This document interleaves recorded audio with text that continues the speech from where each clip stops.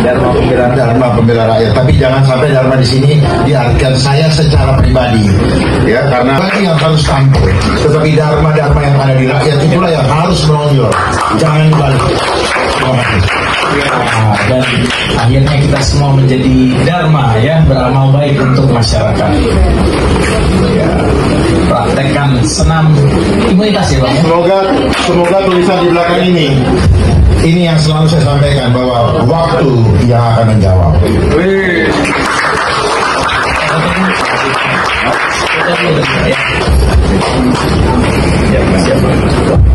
Dharma apapun Presiden Indonesia 2029 merdeka. Apa yang dilakukan di kehidupan ini akan bergema di dalam keabadian.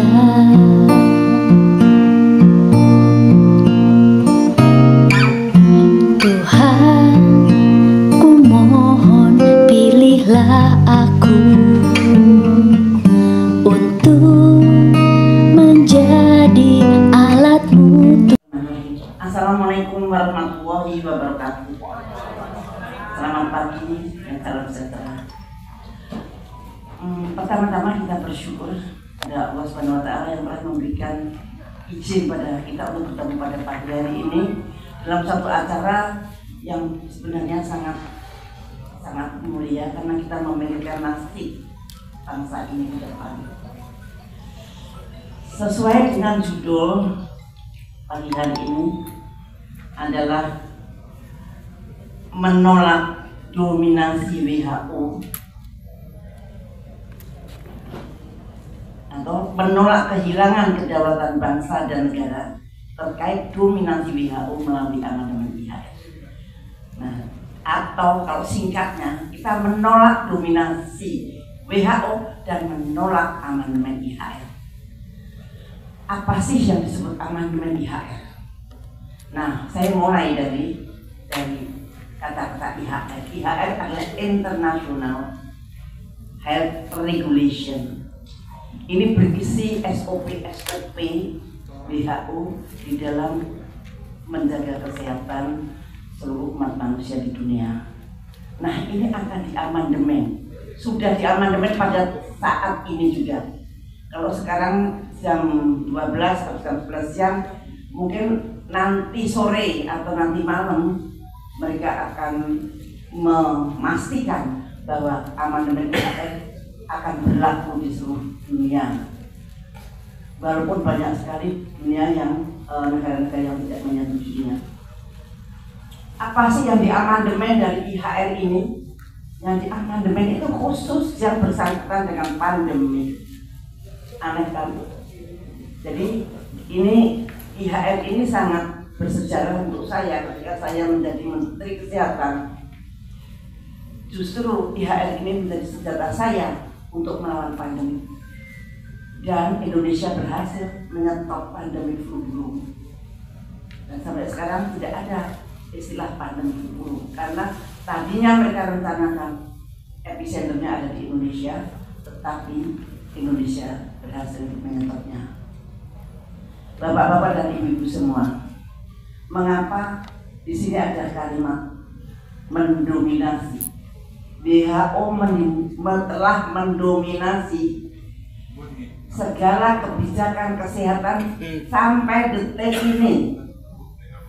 Saya tidak tahu apakah karena menterinya bukan seorang dokter, maka dia referensinya satu-satunya hanya WHO, sehingga kebijakan apapun di dalam negara ini selalu berfokus pada WHO.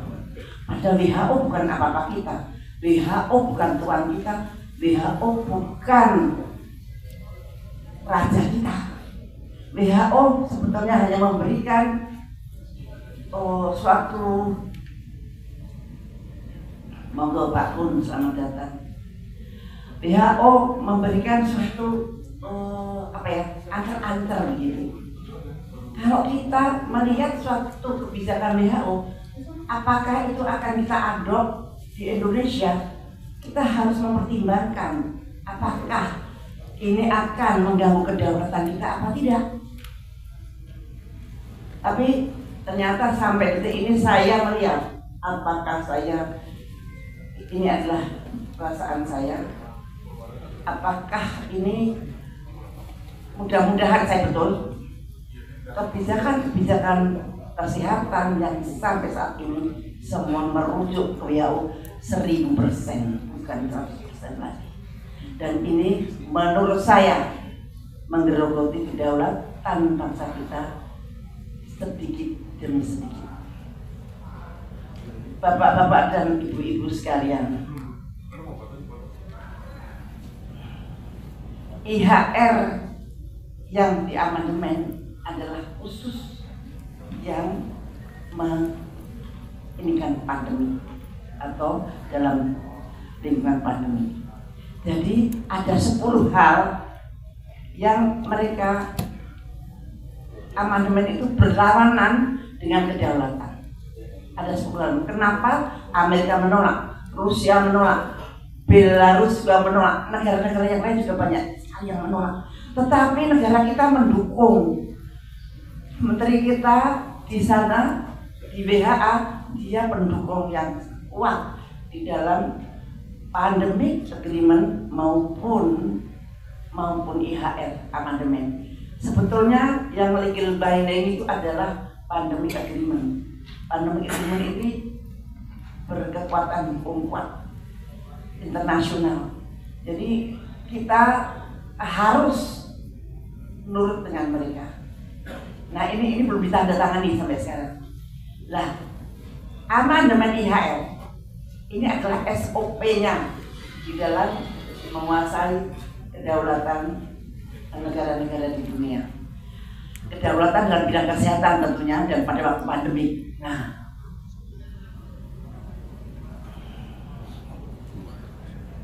selamat datang Pak Beb. Mengganggu kedatangan kamu.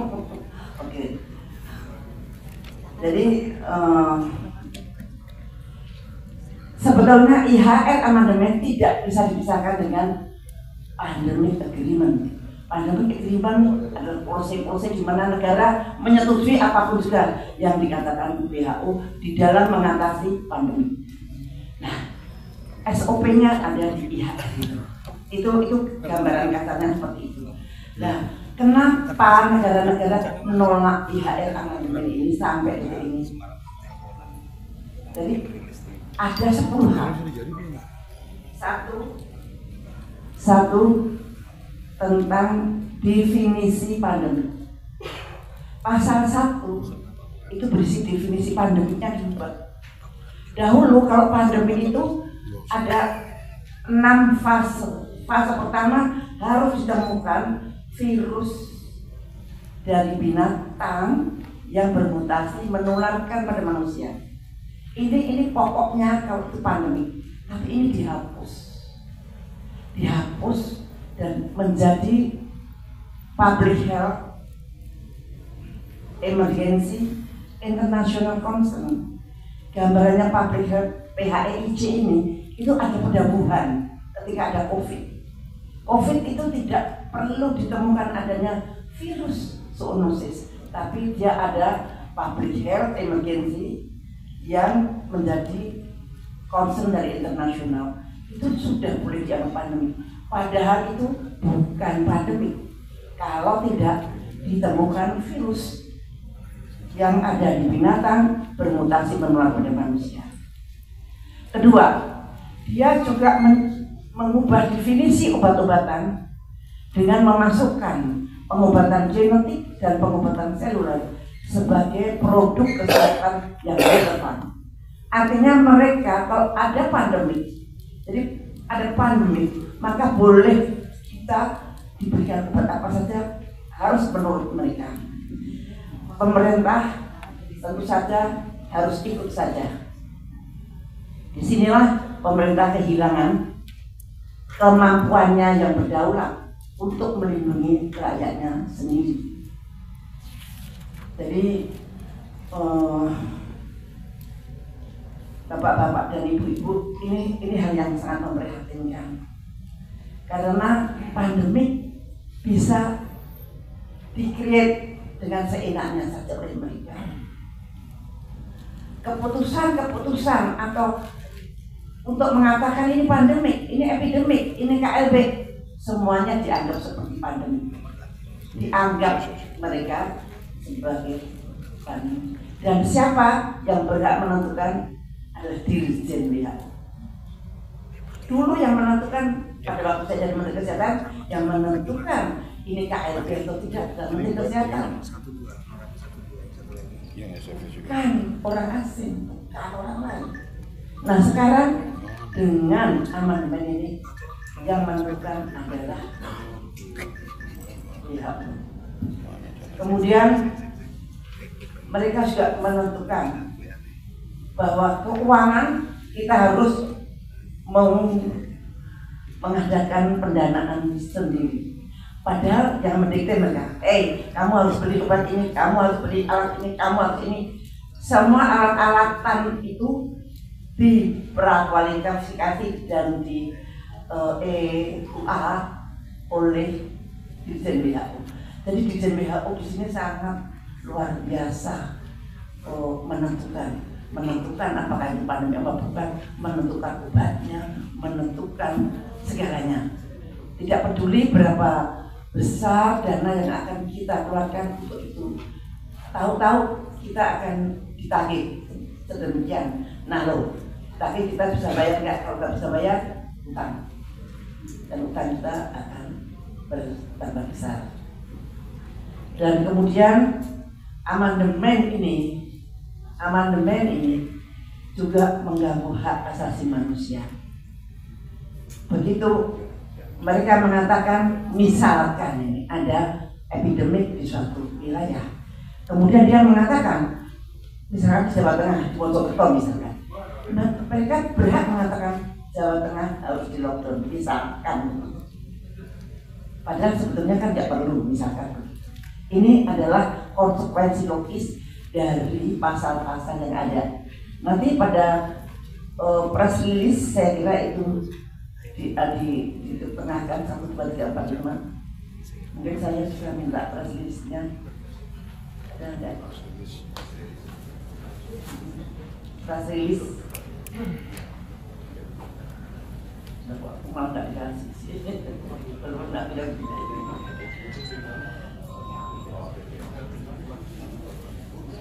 Ada lagi poin di mana orang yang sehat tapi di dalam laboratoriumnya atau PCR-nya positif, maka Anda disebut OTG, itu harus dikarantina. Itu sama sekali tidak berdasarkan atau tidak sesuai dengan ilmu kedokteran medis. Kalau OTG itu dia tidak menderita dan tidak menular. Yang namanya orang tanpa gejala itu bukan orang yang sakit dan dia tidak bisa menularkan. Tapi ketika itu semua di karantina. Betapa menakutkannya mereka di karantina di rumah atlet. Di dalamnya mereka sangat ketakutan. Semakin ketakutan, semakin turun imunitas Anda, semakin gampang Anda terkena penyakit. Kemudian memaksa operator transportasi melaksanakan tindakan kesehatan. Jadi orang-orang yang turun dari kapal terbang atau naik kapal terbang disemprotin dulu. Entah apa yang disemprotkan itu, kita nggak tahu. Kemudian mereka juga mewajibkan negara-negara anggota membuat undang-undang yang sesuai dengan kemauan WHO. Di Indonesia sudah ada yang namanya Omnibus Law. Undang-undang itu sangat otoriter dan mengganggu kebebasan sipil. Di Indonesia sudah ada contohnya, yaitu Undang-Undang Kesehatan Omnibus Law. Nampaknya sebelum ada amandemen, sebelum ada suara-suara yang kencang tentang pandemic agreement, negara kita telah disetir untuk membuat undang-undang. Ibu Siti, mohon maaf sebentar. Hadirin yang kami hormati, mohon semua perangkat handphonenya disilentkan dan no incoming and outgoing call. Mari kita arahkan kepada pembicara kita. Silakan. Dan amandemen ini berlawanan dengan hak-hak asasi manusia.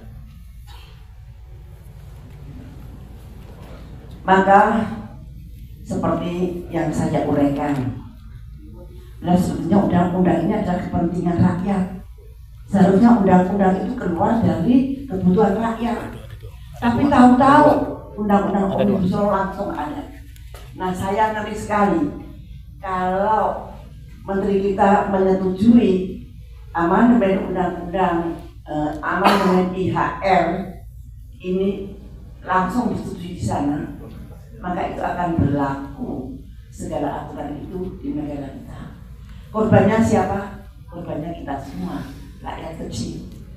Maka pada siang hari ini saya dengan Pak Dharma Pongkekun yang pasti sudah Anda kenal semua, bahwa kami memang mewakili masyarakat peduli kesehatan.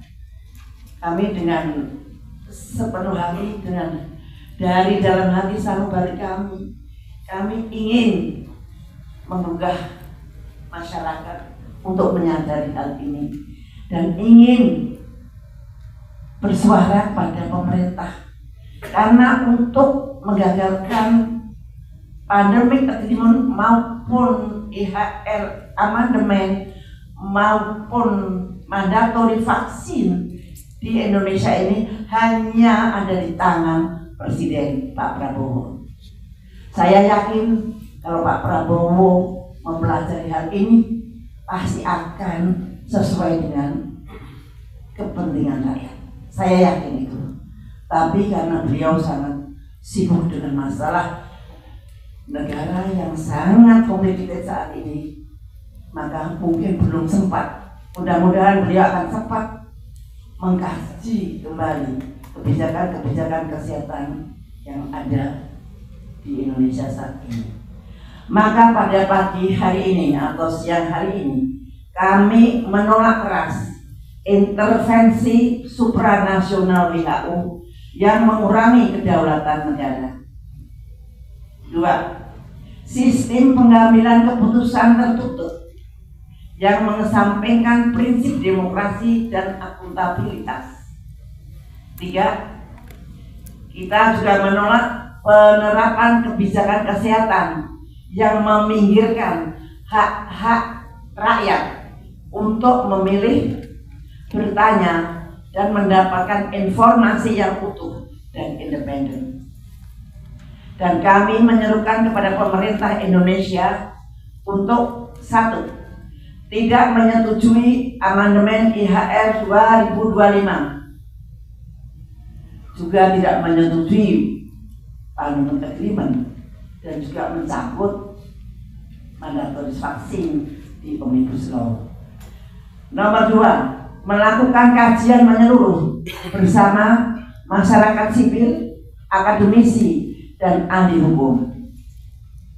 3, menolak seluruh bentuk pengalihan kedaulatan kesehatan kepada lembaga internasional manapun. Kita adalah negara yang berdaulat dan kita harus benar-benar tidak mau disetir oleh kepentingan asing. Nomor 4, Indonesia perlu memastikan bahwa implementasi perjanjian ini tidak mengurangi kemampuan negara dalam mengambil keputusan yang sesuai dengan kondisi dan kebutuhan masyarakat Indonesia. Sekali lagi ingat bahwa amandemen IHR kalau dianut akan merenggut kedaulatan bangsa dengan negara tanpa kita sadari bersama-sama. Terima kasih. Wassalamualaikum warahmatullahi wabarakatuh. Atas nama masyarakat peduli kesehatan, Siti Fadila Supari dan Komjen Polisi Dharma Pongkekun.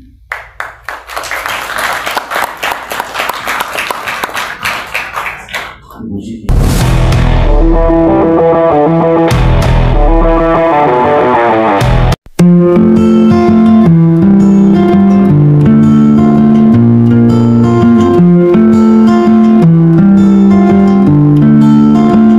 Dharma pembela rakyat, berani, adil dan bakti, dengan kekuatan Tuhan tegakkan Pancasila dan Undang-Undang Dasar 45. Optimis dan nyata, waktu yang akan menjawab doa kita bersama. Putra putri bangsa bersama kita menuju Indonesia Nusantara, menuju Indonesia Nusantara, menuju Indonesia Nusantara bersama Pak Dharma Pongreku.